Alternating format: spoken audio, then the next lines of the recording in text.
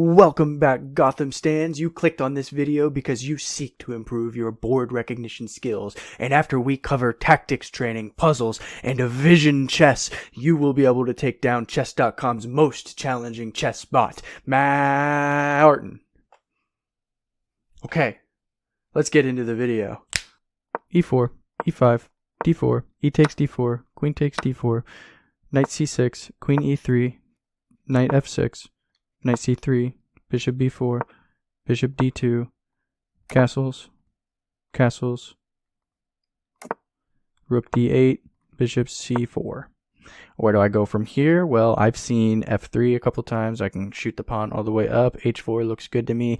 Activating the knight to either of those squares. If I want to go knight to h3, that is known as the Hanem variation. Okay, so those are all options there. That is what I know because this is my prep. That's what we're going to talk about first. Tactics training. Prep. What are you comfortable with? What do you do over and over and over again? What's your first move? And do you have it memorized where to go from there? I'm going to say the answer to that question might just be no.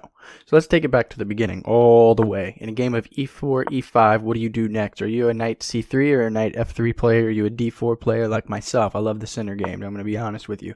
Knight to f3. We know that black is probably going to come out with knight to c6, right? I mean, what are our other options? We've got d6. We've got moving the bishop up. We've got, I guess we can bring the queen out too, but you know, we know how that typically goes. So we should be ready for this move just about every time. That's kind of our pattern recognition, right? So let's close our eyes. We've got e4, e5, knight f3, knight c6. Okay, now what happens from here? What can we do? We can do some bishop moves, whatever, blah, blah, blah, blah, blah. It's white's turn to move. We have bishop to b5 coming out as the engine's top move. This is the Roy Lopez, otherwise known as the Spanish. Okay, so knight to e7 works. Knight to f6 works. A6 works. Any of that stuff works. Bishop e7 works. Actually, you know, knight to f6 is looking like our strongest move here in this position traditionally. Now, you can play like this. This is a popular defense. This is what I have in my prep. However, it's not required. Okay, so in any situation, you have a kind of like a tree, right? It's going to go down a factor tree, essentially, where e4 has these types of possibilities. But if it has this move played out, like say e5 played out, then of course we know where to go from there. But if we have a game of e4, c5, what do you have planned for that? Well, you know what I have planned for that? d4 takes. This is the Smith-Morra gambit of the Sicilian defense. This is something I have in my prep. We're still going to get out to knight to c6 like we saw earlier. Queen to e3. Queen to d3 works just as well. Queen to e3 is what's in my prep. Queen to d3 is a little bit more preferred now. Okay, so we're going to probably activate the knight. We're going to lash out in the center with these pawns. With any point in time here. You know that's going to be coming soon. Okay, so let's take a look at this real quick. Go ahead and get yourself a notebook and start writing down these openings. Kind of pick one opening, like say e4, one e4, and just start going from there. Find out all the different possibilities that you can memorize yourself. These are all going to be helpful for me in a game of e4, e5, d4. So take yourself one opening, maybe one opening with white, one opening with black, and start writing it down in that notebook like I've shown you. Play both sides of the board. Take turns sitting on the white side. Take turns sitting on the black side. You're going to close your eyes every once in a while. Hold yourself true to it. This takes integrity. And you're going to go something like e4, e5, d4, e takes d4, queen takes d4, knight c6, queen to e3, knight f6, knight c3, bishop b4, bishop d2, castles, rook e8, bishop c4, d6. From here I can either elevate the knight to f3, h3, I can push f3, I can double push to f4. Any of those options look good to me. That is what I can see in my mind right now because I've practiced it so many times. I've studied it so many times that it's there in my brain, ready to go.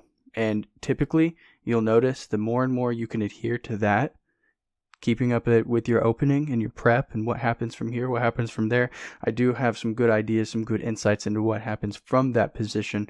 However, your prep might go deeper than your opponent's, and that's what we're looking for, right? So keep that in mind for sure. For our second segment, we will be covering puzzles, the importance of puzzles. They're really good for your pattern recognition, your board memorization, understanding the pieces and the squares that they move to. We'll be covering that a little bit later too with a different topic, but this is another really great tool. Understanding movement patterns and move order is really big problem with chess, and it's difficult, it's challenging. So in this position, what I'm thinking is sacking the queen to take, and then we'll have a check here with the bishop, and then this, and this for that matter, because it's blocked by the rook, will be taken up, and that should be checkmate, because I can't go here with the queen first, because then the king can just be blocked by the rook, and the queen is first, right?